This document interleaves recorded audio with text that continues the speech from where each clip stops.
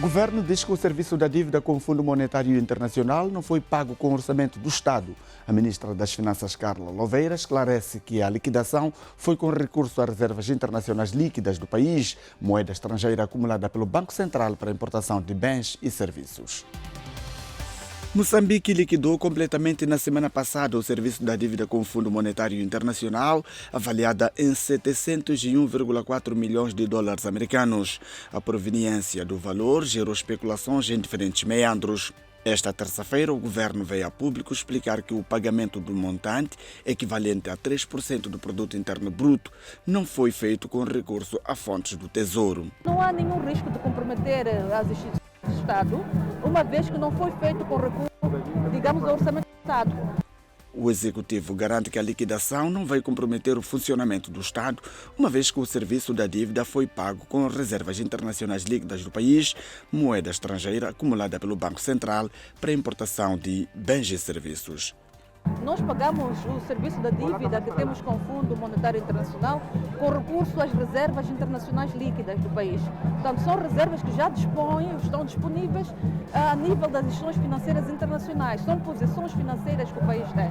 Portanto, neste contexto não há de reduzir tanto a disponibilidade do Estado, de tal sorte que não houve sequer necessidade de haver a alteração orçamental para esta finalidade.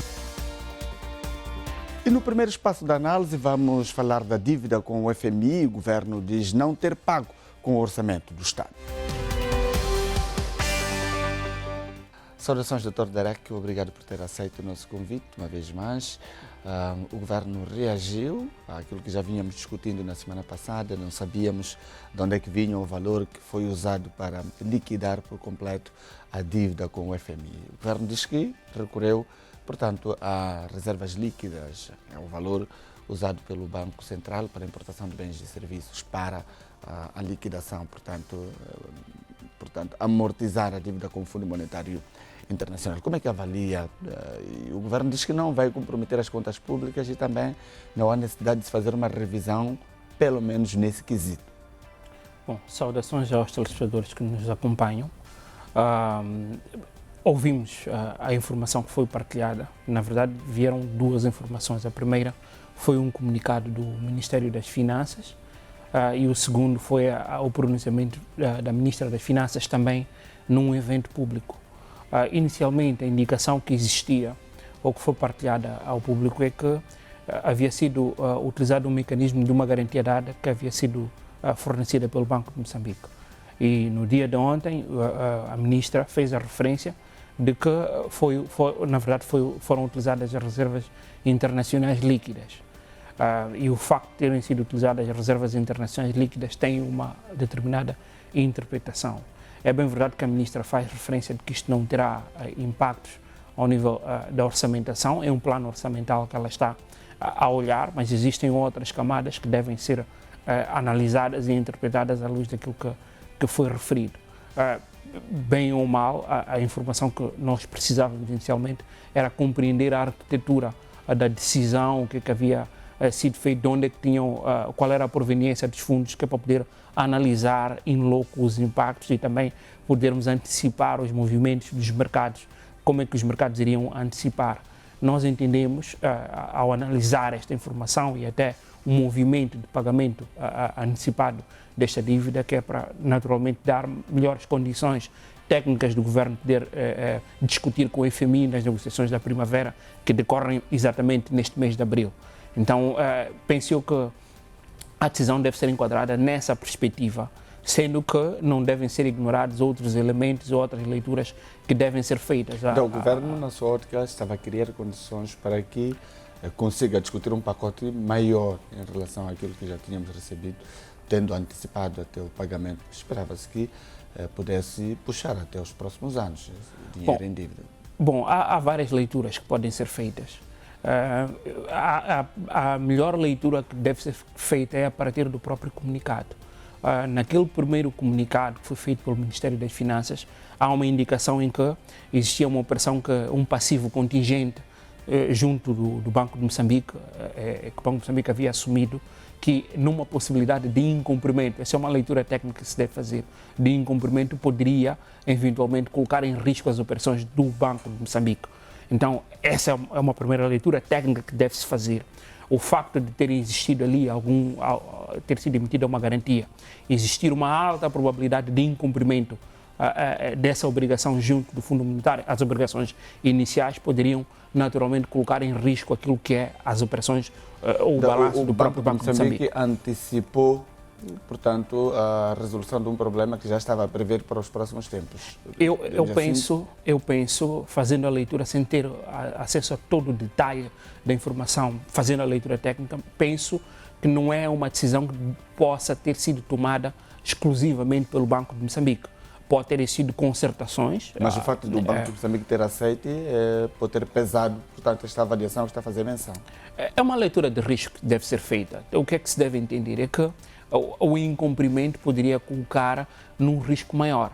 Então, a leitura que se deve fazer é qual seria o impacto de um incumprimento, até porque sabemos que o Fundo Monetário Internacional não faz acordos ou negociações com instituições que estejam numa situação de incumprimento.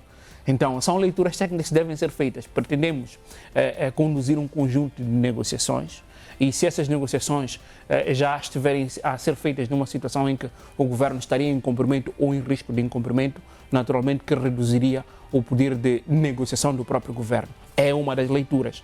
Então, se dissemos que existe uma leitura orçamental, que é aquela que está a ser feita pelo governo, do outro lado temos de ver aquilo que diz o próprio comunicado, que é proteger a posição de risco que o Banco de Moçambique incorria, mas também precisaríamos de ter uma outra informação que é emitida pelo Banco de Moçambique, que é para nós percebermos qual é a leitura, porque o Banco de Moçambique até este momento está a ser referenciado, mas precisaríamos de ter qual é o entendimento que o Banco de Moçambique tem sobre esta própria operação. Ainda não vimos. Sabemos que foi acionado e nós também podemos recuar, que é para poder perceber de onde é que eventualmente essas operações podem ter sido executadas ou em que momento é que essas obrigações poderão ter sido assumidas.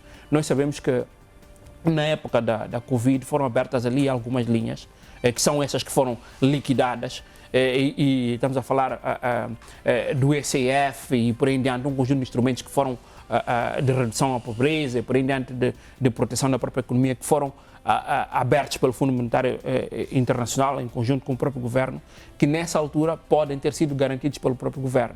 Agora, mais importante do que essa própria operação é compreendermos o impacto dessa operação do ponto de vista de utilização de reservas internacionais líquidas.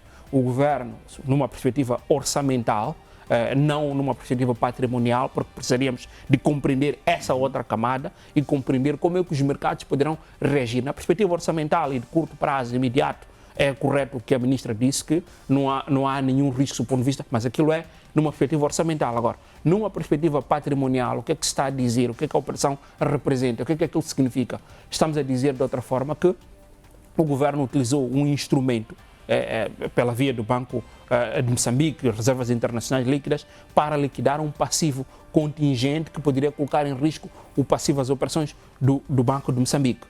Existe a necessidade também de proteger aquilo que é a imagem, primeiro a imagem do próprio país, a imagem da própria instituição, do ponto de vista de gestão patrimonial do próprio Banco de Moçambique. Agora, se nós estivermos a olhar nessa segunda camada, então aí nós podemos entender que, do ponto de vista de capacidade estratégica de minimização de riscos de situações futuras que poderão existir, aí pode existir um determinado risco. 61,4 milhões de dólares não é pouco dinheiro.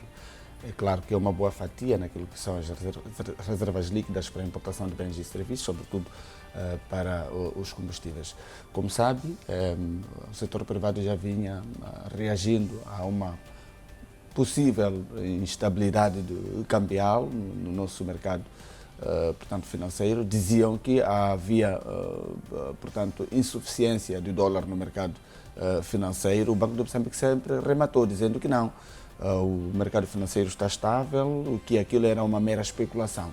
Hoje, o Banco de Moçambique tira esse dinheiro e entrega ao governo para pagar uma dívida. Que resposta estará a dar, portanto, ao setor privado, olhando para todas aquelas reclamações, reações do Banco de Moçambique? Como é que olha para esta situação? Bom, penso eu que nós entramos num cenário relativamente crítico, até a olhar por aquilo que são as declarações a nota que foi emitida, aquilo que a CTA fez referência, emitiu um comunicado, onde nesse comunicado primeiro começa por saudar a iniciativa do governo de cumprir e honrar com esses compromissos do ponto de vista de construção de credibilidade da própria imagem do próprio país, das contas públicas. Entretanto, essa comunicação ela é feita ancorada a uma exigência de que o governo tenha o mesmo compromisso de pagamento das obrigações internas.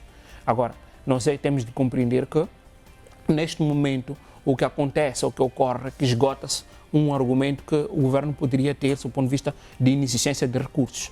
Aí, se nós estivermos a fazer uma leitura, estamos a fazer a leitura daquilo que a CTA diz, não é necessariamente uma opinião nossa, mas é aquilo que está no próprio documento. O que está a dizer é que, se naquela altura o governo tinha argumentos que é para dizer que não tinha recursos, que é para poder honrar com os compromissos internos, significa que é uma questão de priorização que o governo está a fazer.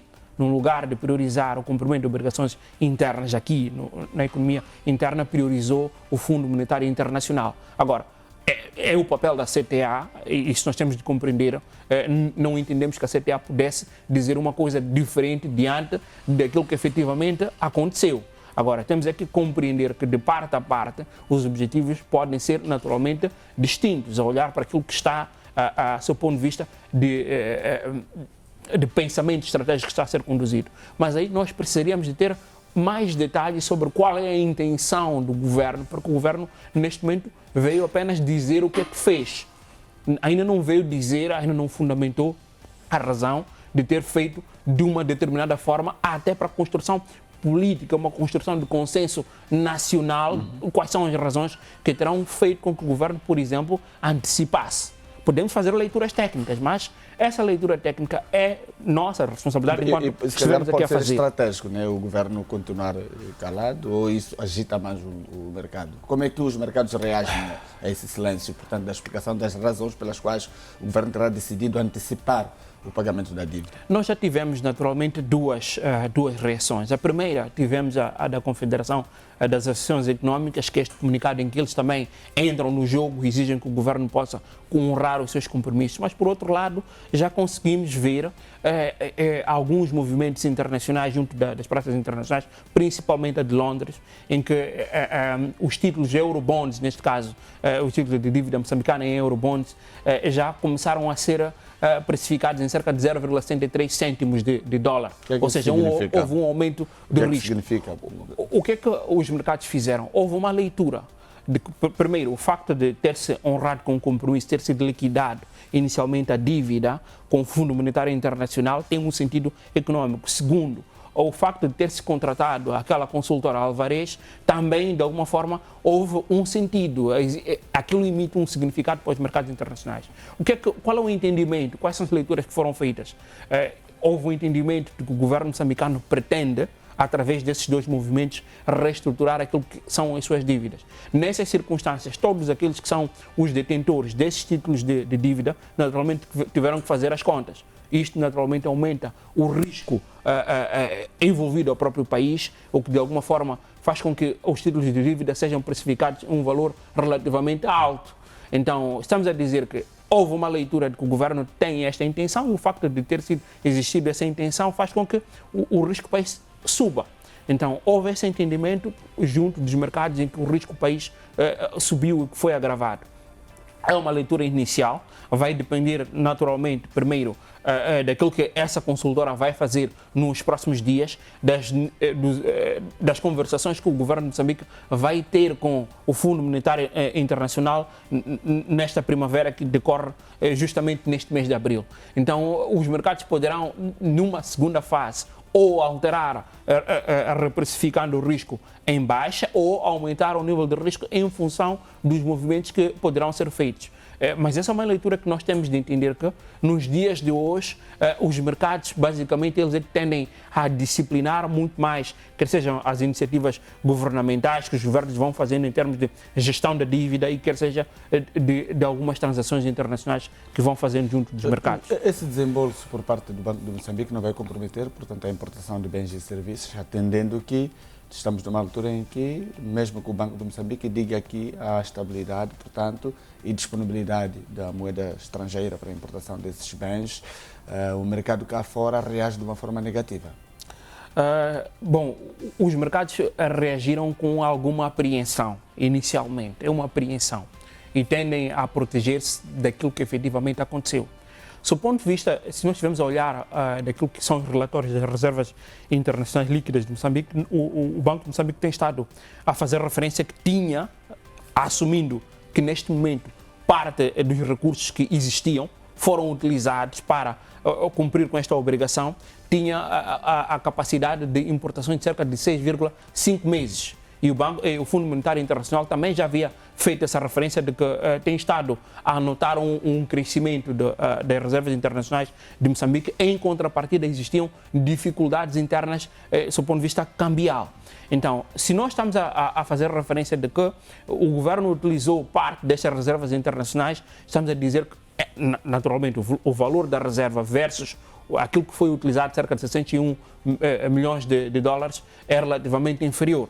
As reservas são relativamente maiores em função daquilo que foi cumprido. Agora, isto não quer dizer que esteja tudo bem do ponto de vista de gestão das reservas, porque nós estamos num cenário em que temos a Mozal a anunciar, por exemplo, que vai interromper parte das suas operações, estamos num cenário de conflito junto do Médio Oriente, existe a probabilidade de existência de chuvas, cheias, inundações, ou secas e outras intempéries. As reservas internacionais líquidas servem para proteger a economia nacional na eventualidade de alguns destes fatores correrem mal e poderem proteger a economia interna. Ou seja, aquilo que é como é que nós podemos dizer, a bolsa ou a almofada que nós tínhamos reduziu em função do cumprimento desta obrigação. Aí, naturalmente, que vai depender de algumas iniciativas internas que deverão ser conduzidas, que é para garantir que continuemos naquela posição de financiar as importações ou ter capacidade de cerca de 6,5 meses cobertura de importações. O governo vai solicitar a revisão orçamental para este ano. Olhando, por exemplo, para essa questão dos 701,4 milhões de dólares americanos que foi buscar no Banco de Moçambique, a ministra foi clara, diz que não vai impactar de forma negativa, portanto, nessa solicitação, até porque não está dentro desse pacote. Como é que o governo vai fazer essa ginástica? Como é que é possível não incluir, portanto, este valor dentro daquilo que vai ser o orçamento retificativo deste ano? Bom, repara, é bem verdade que o valor que foi utilizado para o cumprimento da dívida ou do serviço da dívida com o Fundo Monetário Internacional não saiu das contas do Orçamento Geral do Estado. Isso é claro e é evidente. Saiu das reservas internacionais que são geridas pelo Banco de Moçambique. Agora, nessa revisão, naturalmente que nós poderemos olhar para aquilo que é o volume da dívida que poderá eventualmente ter reduzido na mesma proporção internamente, mas temos de compreender que aquilo que houve, até por aquilo que foi referido pela ministra ontem, é que houve uma mudança de posições financeiras. Estamos a dizer que retiramos recursos de um bolso e colocamos no outro, ou seja, abatemos uma dívida em contrapartida de um ativo que nós tínhamos. Estamos a dizer que trocamos a dívida por um ativo. Houve uma redução daquilo que é o valor dos ativos nacionais. Daquilo que vai ser, pensamos nós, não conhecendo qual é a intenção do governo, o que é que o governo vai, quais são as rúbricas que o governo vai alterar na proposta que vai fazer a Assembleia da República. Então poderemos dizer que pode ser que estejam a olhar para investimentos sociais, pode ser que estejam a olhar para investimento público que vai de alguma forma dinamizar, até pode ser para responder àquilo que são as pressões que as confederações das ações económicas estão a fazer, que é orçamento retificativo, que é para garantir que existam recursos para o cumprimento do serviço da dívida interna. Mas nós não temos ainda o detalhe completo. O que estamos a dizer é que esta alteração patrimonial que foi feita deste cumprimento de serviço da dívida permite que o governo tenha maior capacidade ou capacidade relativa, primeiro, de negociar com os parceiros de cooperação, quer seja o Fundo Monetário Internacional, transmite uma imagem de credibilização junto dos mercados internacionais, apesar da reação que houve,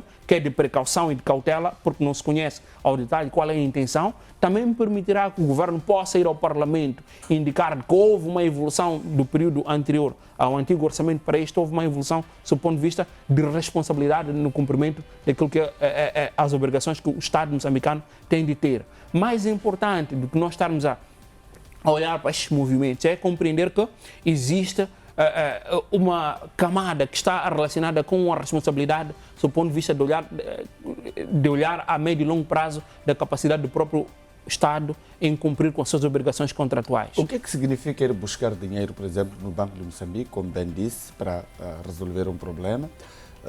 Significa que o governo foi pedir empréstimo no Banco de Moçambique, significa que o governo foi buscar um dinheiro que tinha guardado lá.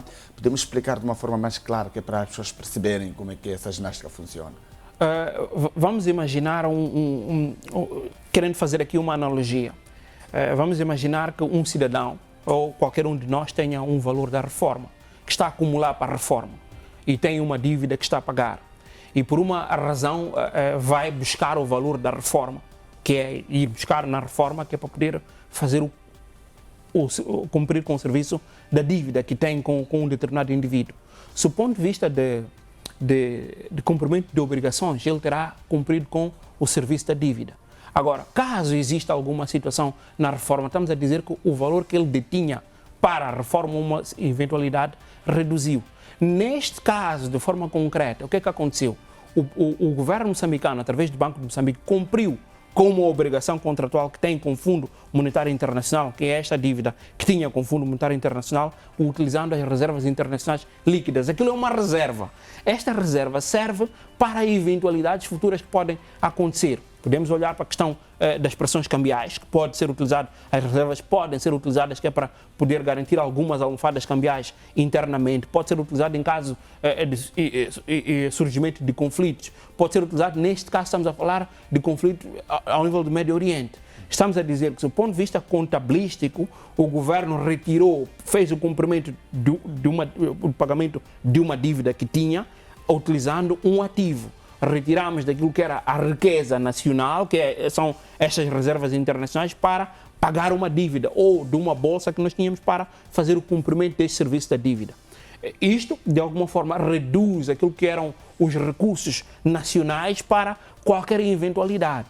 Mas nós estamos a fazer esta referência tendo em consideração que as nossas reservas estavam situadas em cerca de 6,5 meses. A recomendação do Fundo Monetário Internacional para este caso é de 3 meses. Ou seja, estamos no dobro neste caso. Estamos no dobro. Mas é um pouquinho mais. Exatamente, mas aí nós temos de ter o cuidado, porque as reservas internacionais líquidas, elas são compostas por diversas rúbricas. Para além de recursos em moeda estrangeira, temos o ouro monetário, temos o DSE, que são os recursos que são utilizados até para poder fazer o cumprimento das operações com o Fundo Monetário Internacional. E o conhecimento exato de qual das rúbricas foi utilizado, que é para fazer o cumprimento desse serviço da dívida, pode nos ajudar a fazer as leituras que, primeiro, que o Estado esteve a fazer, que os mercados vão fazer e qual é o entendimento necessário. Agora, o setor privado está a fazer pressão ao governo, dizendo que, olha, se conseguiu pagar ao Fundo Monetário Internacional, convém pagar a nós também ou diminuir a nossa dívida. Como é que o governo resolve, por exemplo, um problema desta dimensão, numa situação em que o que se esperava era que pudesse honrar com os seus compromissos com o Fundo Monetário Internacional, obedecendo aquilo que foi plasmado nas cláusulas contratuais, que seria pagar até mais ou menos 2030, se a memória não me falha, e o governo antecipou-se, portanto, no pagamento. Como é que gera essa situação internamente? Bom, eu penso que neste quesito, o que pode ter falhado, o que pode ter corrido mal, é a mobilização nacional para aquilo que o governo está a fazer. A comunicação, porque nós não conhecemos até este momento. Temos a justificação técnica, temos o comunicado do Ministério das Finanças, temos o pronunciamento da Ministra das Finanças. Qual terá sido a razão? Nós podemos fazer leituras técnicas, que é basicamente que é aquilo que não foi referido, está dito de forma nas entrelinhas, que pretende-se proteger a posição de uma obrigação de um passivo contingente do Banco de Moçambique, que em caso de incumprimento, poderia nos colocar numa situação pior do que nós nos encontramos nesta circunstância. Mas isso o governo não refere de forma clara, não está escrito de forma clara. Podemos fazer a leitura técnica, dizer qual é a probabilidade, se nós entrássemos num incumprimento, o que é que isso significaria?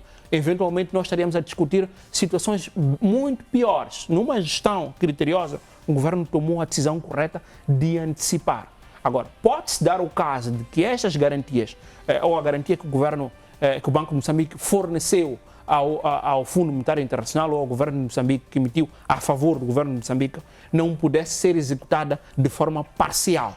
É uma possibilidade que nós não temos como mobilizar de forma parcial, só podemos mobilizar pelo bolo. E se mobilizarmos o bolo, vamos fazer o cumprimento da dívida. Agora, há um debate interno que tem estado a ser feito, que em parte é compreensível.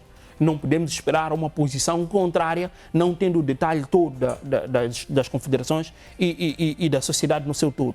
Há pessoas que entendem que estes recursos que foram utilizados pelo Fundo Monetário Internacional deveriam ter sido investidos internamente. E há pessoas que questionam, por exemplo, no caso do cumprimento de obrigações salariais, um conjunto de situações que estão a acontecer dentro da própria economia, que se o governo não deveria ter utilizado ou recorrido a uma alternativa ou outra. Mas aí nós estamos no universo do custo de oportunidade. O que é que poderia significar o governo entrar em incumprimento com o Fundo Monetário Internacional? O que é que isso significaria em termos de precificação do risco do próprio país e o que é que significa financiar ou cumprir com as obrigações contratuais com o mercado interno. O Fundo Monetário Internacional, estamos a dizer que no comunicado que o governo faz através do Ministério das Finanças, indica que ainda está em conversações com o Fundo Monetário Internacional.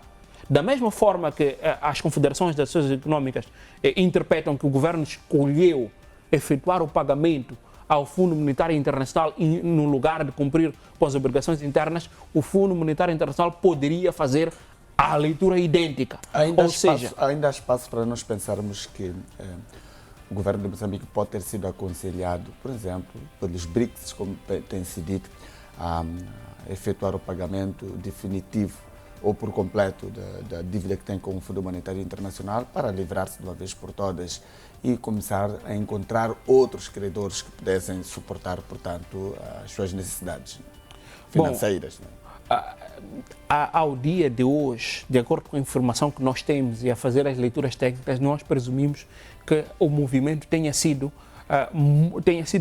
aconselhado muito mais pela via do Banco de Moçambique, olhar para aquilo que é o balanço patrimonial da instituição e na necessidade de proteger aquilo que é o Banco de Moçambique, o balanço patrimonial do Banco de Moçambique, no lugar dos BRICS, a olhar de acordo com a informação que nós temos até a data.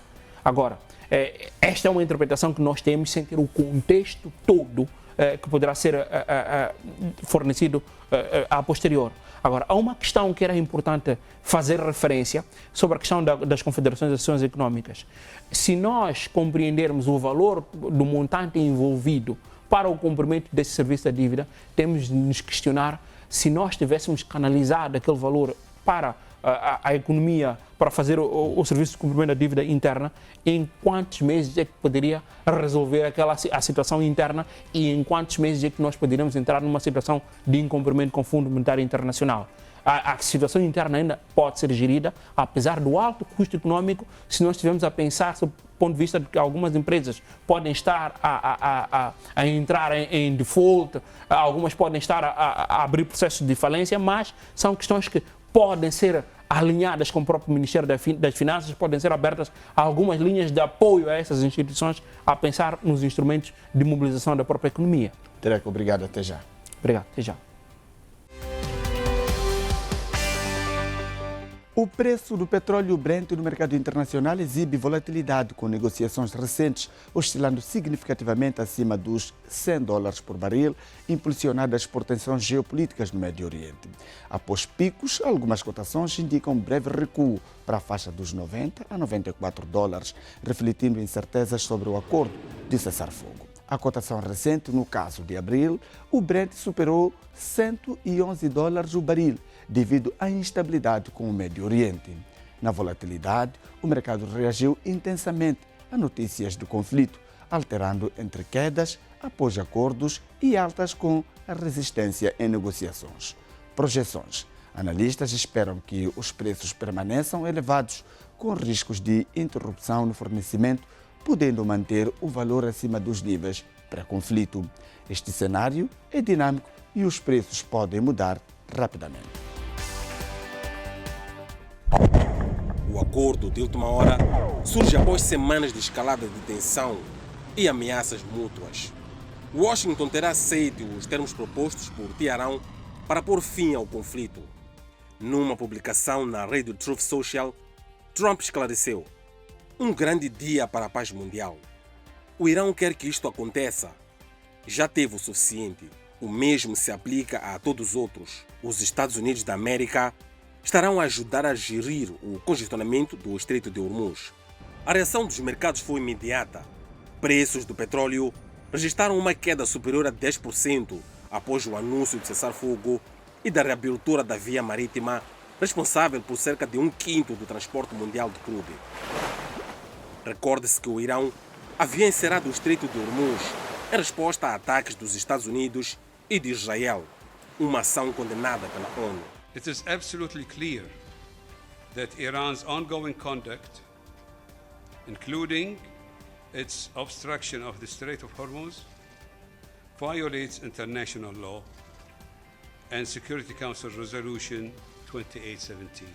Minutos após o anúncio de Trump, o ministro dos Negócios Estrangeiros iraniano, Abbas Araqi, confirmou que o estreito será reaberto, mas em coordenação com as Forças Armadas iranianas. Israel aceitou cessar-fogo de 2 semanas e suspendeu os bombardeamentos contra o Irão, mas o conflito no Líbano continua. ובלבנון הנחיתי עכשיו להרחיב עוד יותר את רצועת הביטחון הקיימת כדי לסכל סופית את איום הפלישה וכדי להרחיק מגבולנו את ירי טילי הנ"ט. As conversações entre as partes deverão começar esta sexta-feira em Islamabad, no Paquistão, país que tem assumido o papel de mediador neste processo diplomático. No segundo espaço da análise, continuamos a perseguir os preços do petróleo no mercado internacional, vemos a situação nacional e também da reação dos mercados. No segundo tema, queremos continuar a analisar, portanto, a situação dos combustíveis no mercado internacional, com o Brent não dá trégua do ponto de vista de escalada do seu preço. Estamos já atualmente a $111 por barril, isso não é pouco e já é preocupante para algumas economias, aliás, para a economia global no seu todo, neste caso. Mas depois acordamos hoje com uma grande novidade, é que os Estados Unidos parece que vão ceder, portanto, às pressões do Médio Oriente e há de haver uma trégua por algumas semanas, acho que 2 semanas, a memória não me falha. O que é que significa? Que sinal se está a emitir? Vamos escapar da possível escalada de preços nos nossos países e, sobretudo, em Moçambique? Bom, os mercados já começam a interpretar o posicionamento do presidente americano, que ele tem tido uma postura de escalada, negociação e muitas vezes desistência de algumas promessas ou muitas vezes até vai ao extremo. O que nós vimos, movimentos antecedentes junto dos mercados, é que primeiro houve uma subida do preço do barril de petróleo, os mercados reagiram no sentido de aumento da escalada de preços. Agora, temos que compreender que o facto de, neste momento, estarmos a falar de um período de 2 semanas, há leituras que os mercados vão fazer em função do comportamento do próprio líder americano. É bem imprevisível, pode mudar a qualquer momento.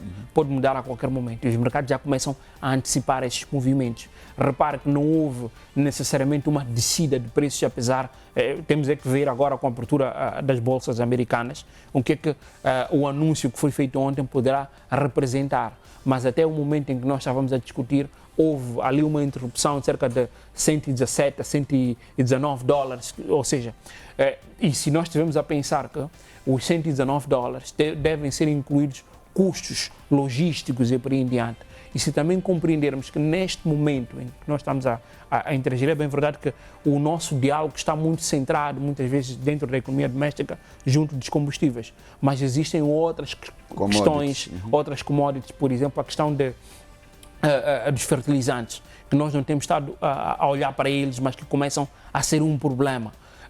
O Qatar, por exemplo, que é um dos produtores de gás, que também produz fertilizantes, anunciou de alguma forma a suspensão da produção desses fertilizantes.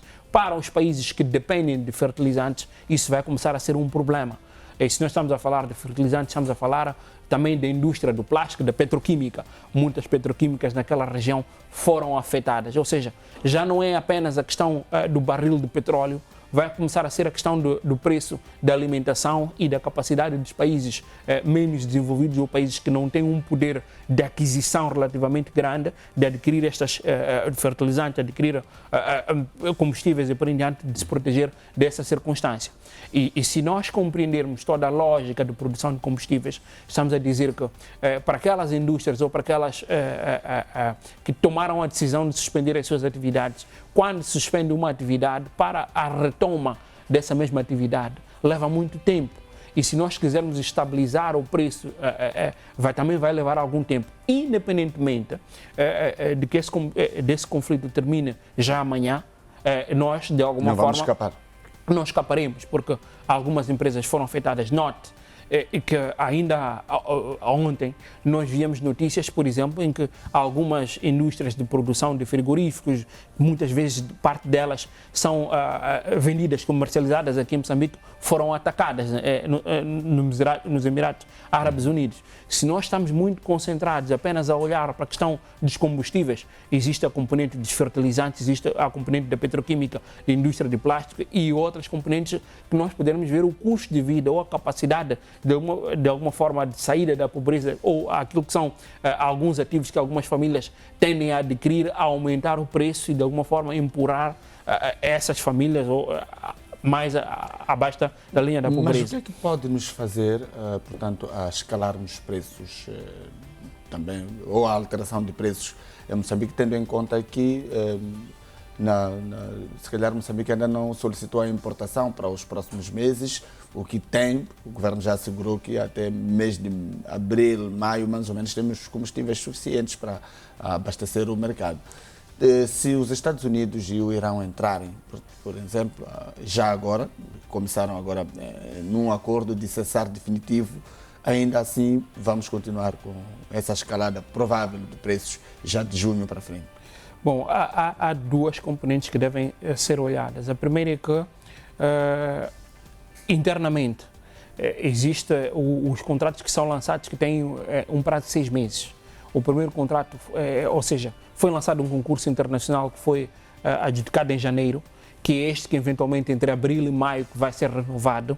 Na renovação desse mesmo contrato poderá naturalmente apanhar os novos preços que estejam em vigor nessa altura. Note que as empresas que estarão a vender combustíveis tenderão de alguma forma ou a tentar recuperar os custos que tenham incorrido. Isso significa que não há probabilidade de descerem para os $65, que era o valor normal por barril, 65, $70 nesse período. A curto prazo eu presumo que não. Avaliando pelo que está a defender agora. A curto prazo presumo que não. Se nós estivermos a considerar que existem dificuldades de alguns petroleiros de cruzar o Estreito de Hormuz, é bem verdade que alguns países têm estado a conseguir acordos com o governo do Irão, que é para poder transacionar. Mas, se nós estivermos a pensar numa lógica empresarial, tenderemos a compreender que essas empresas que participam desses negócios tenderão ou quererão, a essa altura, recuperar o custo de não estarem a atravessar e obter combustíveis e outros recursos que obtêm naquela região. De alguma forma, as perdas que estão a ser incorridas poderão ser retransmitidas às economias internacionais. Agora, pode ser o facto de, neste momento em que nós estamos a falar, podemos estar a pensar numa lógica que essas empresas estão a incorrer o custo, mas pode acontecer outra coisa, que elas estejam a acumular grandes lucros em função da apreciação dos preços. Mas aí dependerá dos fornecedores que o país tem, de onde é que nós adquirimos os combustíveis, mas também temos de ter em consideração um aspecto, que os preços ou o preço do barril de petróleo é fixado internacionalmente, é um padrão. Independentemente do país onde nós estamos a importar, nós vamos sempre comprar com um preço de referência. E se naquela região, apesar da OPEP já ter feito o anúncio de que vai aumentar, houve um acordo de que vão aumentar a produção, mas essa produção tenderá a olhar para a evolução do conflito. Em 2 semanas, se na altura em que nós começamos a olhar este conflito, traçavam-se cenários, e os primeiros cenários era que a duração era de 3 a 7 dias. Já passamos, já vamos a cerca de 1 mês, ou seja, o primeiro, o segundo, os cenários já foram ultrapassados. Então, neste momento, estamos a falar de que os preços oscilam entre 117 a 120 dólares. Ainda está dentro daquilo que é comportável para boa parte das economias, incluindo a nossa, porque ainda não passamos alguns países têm a referência de 120, alguns têm a referência de 150. Mas aquilo que é temível internacionalmente é que o preço seja dobrado a cerca de 200 dólares. Aliás, esta é uma das questões que foi mencionada por um dos representantes do governo de Irão, de que em função do ataque antes do anúncio, é que os preços do barril de petróleo poderiam eventualmente chegar à casa dos 200 dólares. Então, os mercados eventualmente pressionaram, porque eu acredito que a pressão muitas vezes possa ter vindo dos mercados e não necessariamente dos eleitores americanos e por aí em diante. Até que ponto a imprevisibilidade de Trump? Digo isso porque até ontem ele falava de 48 horas, dizia que se em 48 horas o Irão não ceder, iríamos assistir uma escalada pior que aquela que já vimos. Esse pronunciamento de Trump, um dia depois, em menos de 24 horas, muda. Ele aparece com um novo discurso, já quer assinar acordos de cessar fogo. Até que ponto essa imprevisibilidade pode agitar ou estará a agitar os mercados e influenciar, por exemplo, na subida da inflação de muitos países, no caso de Moçambique? Bom, neste momento temos que considerar que a inflação também está a subir dentro dos próprios Estados Unidos. E há 2 aspectos numa situação de conflitos que os Estados Unidos ou que os eleitores americanos tendem e a economia americana tende a reagir mal, que é a questão de perdas de vidas de cidadãos norte-americanos, numa primeira hipótese, e segundo é a questão da inflação. Se nós estamos a falar da inflação nos nossos países, ela também já começa a acontecer nos próprios Estados Unidos. E o Donald Trump, pelas leituras que nós estamos a fazer, tanto no primeiro e no segundo mandato, é um indivíduo bastante transacional. Ele reage muito ao comportamento dos mercados, aquilo que as grandes, as big techs ou as empresas que estão envolvidas neste negócio em particular estão a pressionar.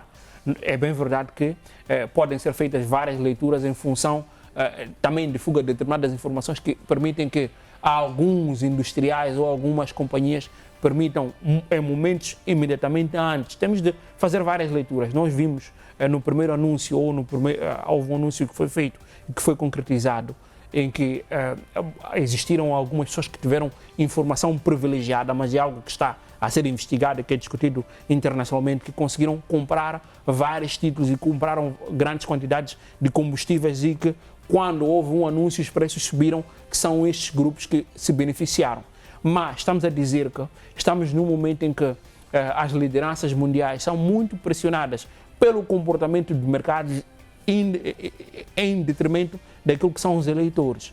Nessa circunstância, podemos dizer que poderá eventualmente ter existido uma pressão interna a olhar para a inflação nos Estados Unidos, a olhar para o comportamento dos mercados e a olhar para a alta possibilidade de colocar em risco os cidadãos norte-americanos, quer seja no mundo, quer seja no conflito dentro do Irão. O possível impeachment de que se fala pode resolver este problema? Já temos alguma reação por parte de alguns senadores dos Estados Unidos, os congressistas já começam a avançar a possibilidade de resolver desta forma. Bom, aí é outra leitura que nós podemos fazer, que naturalmente poderá ter pressionado.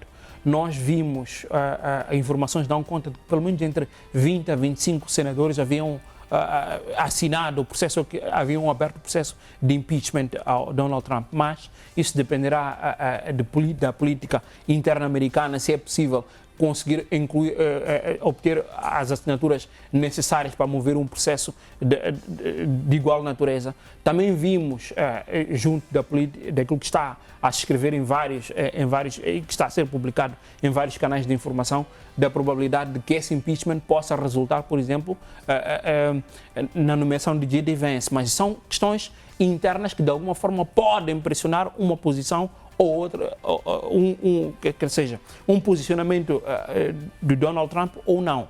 Agora, isto naturalmente pode ser lido também à luz daquilo que tem sido o comportamento do mesmo. Repara que na questão das tarifas também vimos um cenário idêntico, em que se ameaçou uma escalada, mas que num último momento houve uma desistência. Então temos de compreender dentro dessa lógica de que, primeiro, há uma escalada, há um anúncio, há uma escalada e no último momento, a depender do comportamento das economias e dos mercados, há uma desistência. Eu olho mais nessa forma de agir. Se os mercados tivessem reagido de uma forma diferente, eventualmente, os mercados internamente, se tivessem reagido de uma forma diferente, eventualmente poderíamos ter visto a escalada do conflito dentro do Irão.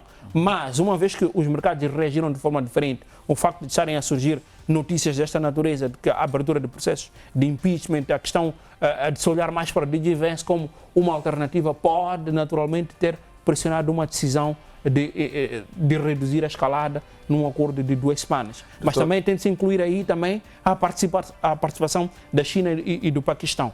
A subida do preço dos combustíveis tem impacto negativo sobre todas as economias, de forma particular a nossa. Mas é uma questão que eu quero colocar que tem a ver com outras variáveis que devem ser vistas. Que riscos, por exemplo, existem para o metical, né, para as reservas internacionais e a balança de pagamentos, considerando o aumento da fatura da importação dos combustíveis nos próximos tempos, com essa escalada aqui, provavelmente possamos assistir, como bem disse?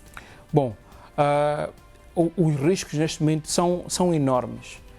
Nós estamos a dizer que existe a probabilidade de que na renovação contratual ou deste concurso que vai ser lançado ou que poderá ser renovado para os mesmos fornecedores, os mesmos possam encontrar preços completamente diferentes deste momento. Qualquer inflação, estamos a dizer que reduz a disponibilidade de recursos para a aquisição das mesmas quantidades.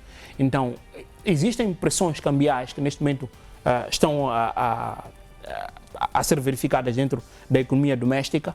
Nós estamos a discutir ou estamos a ter esta discussão num momento em que o Fundo Monetário Internacional tem estado a pressionar o governo no sentido de flexibilização do metical, por exemplo, que é permitir que o metical responda de forma imediata ao comportamento dos mercados. Também é outro risco. E se nós estamos num cenário em que estamos à mesa de negociações com o Fundo Monetário Internacional que está a pressionar, e estamos diante da possibilidade da manutenção deste conflito, naturalmente que isto coloca uma maior pressão do ponto de vista de aumento ou da redução do valor da moeda nacional. Então, não é algo que nós possamos desprezar do ponto de vista de análise. O risco existe, é bastante grande, existe essa probabilidade do valor do metical sofrer a depreciação, mas isso é algo que deve naturalmente ser conduzido à luz da política monetária ou da política cambial que o Banco de Moçambique tem estado a conduzir. Não sabemos até o momento se o Banco de Moçambique ou se o governo moçambicano, à luz dos acordos que vão ser estabelecidos, se poderá aceitar o acordo no sentido de flexibilização do metical, que é para poder responder, mas temos que considerar que qualquer sentido de mexer naquilo que é o valor do metical poderá ter altos custos sociais se considerarmos que o país nós somos um país importador e uma das grandes faturas que o país tem é ao nível de importação de combustíveis. E se nós falamos de combustíveis, estamos a falar de transporte, estamos a falar da agricultura, estamos a falar da indústria petroquímica e um conjunto de elementos que poderão naturalmente empurrar muita gente à pobreza. Olhemos agora para as finanças públicas. Essa é a última questão que eu tenho para si. Até que ponto, por exemplo, o Estado poderá ser pressionado a intervir via subsídios ou redução de impostos? E quais são os riscos dessa intervenção para o equilíbrio fiscal? Repara, eu tenho estado a ouvir as declarações do governo que, em função de qualquer alteração de preços, poderá naturalmente ser. Eu ainda há dias ouvi ao pronunciamento do governo que poderia ser utilizado, os combustíveis poderiam ser subsidiados. É uma das alternativas que está a ser considerada. E inicialmente, quando nós começávamos a discutir esta discussão, havia sido falado do Fundo de Estabilidade, que havia sido feito aqui referência. Agora, é bem verdade que estas questões trazem várias discussões, muitas vezes são discussões de natureza ideológica, mas estamos a falar de ideologia economicista e das escolas de economia. Há pessoas que entendem que o governo deve abandonar a ideia de subsidiar as empresas e subsidiar aquelas famílias que estejam naturalmente a precisar, porque nem todos dentro da economia estão a passar pelas mesmas dificuldades. Existem camadas mais desfavorecidas que podem estar a precisar muito mais do que a empresa. Mas temos de compreender que os instrumentos, se calhar, que poderiam ser utilizados, que é para poder fazer incidir estes subsídios diretamente às famílias, podem ser complicados no momento em que nós estamos a viver. Agora, o que tem estado a ser feito muitas vezes é subsidiar as empresas. Aí o debate ideológico que tem estado a ser colocado, eu também sou muito empurrado a concordar com ele, que é nós, ao subsidiar, ao dar diretamente estes recursos financeiros às gasolineiras, estamos a proteger as empresas que estão envolvidas no negócio em detrimento das famílias. E se nós estamos a pegar num recurso, que é um recurso financeiro, entregamos às empresas, nós estamos a entregar a quem mais precisa. Pode ser que o instrumento não possa efetivamente chegar a quem está a ser afetado. Então a melhor forma seria distribuir pelas camadas sociais mais vulneráveis? É uma das alternativas. Pode não ser a melhor em função, porque nós teríamos de estar efetivamente organizados, o governo deveria ter informação efetiva de a quem é que pretende e como é que consegue fazer chegar estes recursos. É aí onde o problema ou a dificuldade pode estar a colocar. Agora, diante das expectativas ou da reação dos mercados, uma das alternativas que foi colocada, foi anunciada e que nós devemos ter como ponto de partida de análise é que poderá ser utilizada a componente de subsídios.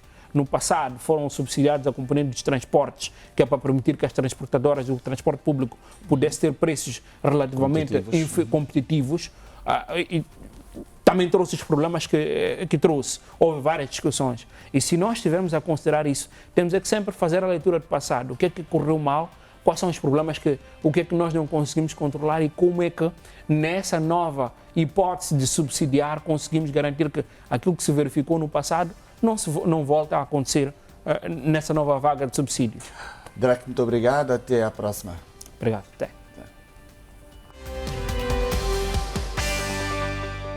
Representante residente do Fundo Monetário Internacional destaca a necessidade de ampliação no negócio, aumentar a previsibilidade da regulamentação na economia, bem como assegurar a segurança jurídica, como forma de atrair mais investimento privado. Olamide Arissoni falava esta terça-feira em Maputo, numa sessão de diálogo sobre a situação macroeconômica do país, promovida pelo Standard Bank, na qual foram abordados os principais desafios macroeconômicos, incluindo a sustentabilidade da dívida pública e o equilíbrio fiscal.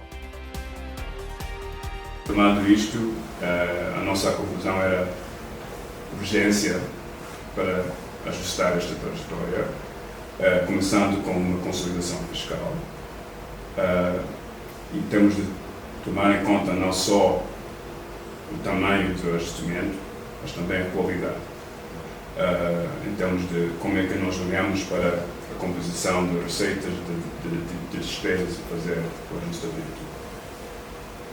Defendemos também a necessidade de mais flexibilidade cambial para apoiar este ajustamento, apoiar o crescimento econômico. O Fundo Monetário Internacional defendeu também que Moçambique deve reforçar a disciplina orçamental para atrair mais investimento. A instituição menciona ainda Cabo Verde, Guiné-Bissau, São Tomé e Príncipe e Timor-Leste. Defendemos também a necessidade de mais flexibilidade cambial para apoiar este ajustamento, apoiar o crescimento econômico e facilitar, ajudar a resolver choques externos, como aquilo que estamos agora. Finalmente,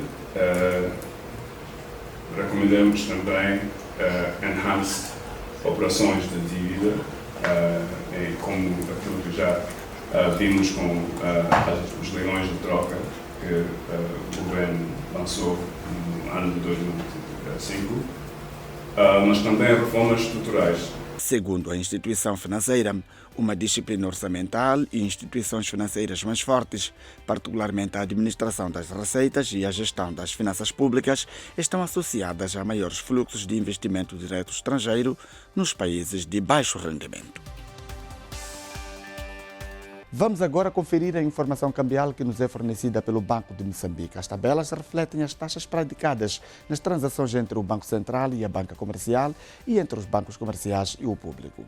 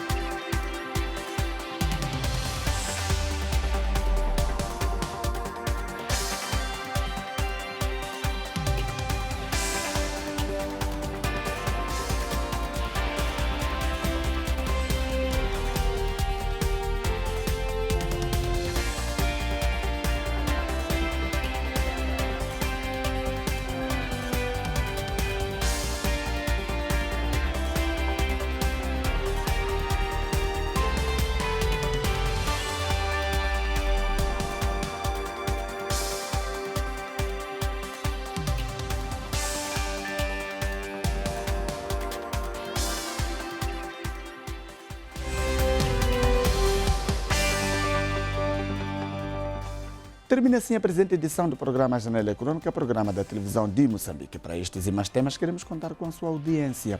Caso queira interagir com o programa, basta contactar-nos pelo endereço eletrônico economiatvm@gmail.com.